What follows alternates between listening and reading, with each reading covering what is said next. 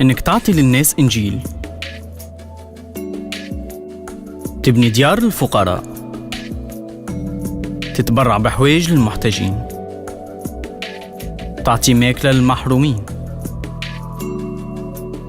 هذه هي دين المسيح. إنك توصل مال للعطشان، إنك تزور يتيم، تعاون مريض، ولا تسافر البلاد بعيدة باش توصل رسالة الإنجيل.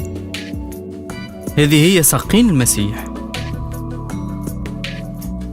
تعزي صاحبك، إنك تقري شخص، تحب الناس، تصلي للناس الضايعين. احنا قلب المسيح في الأرض.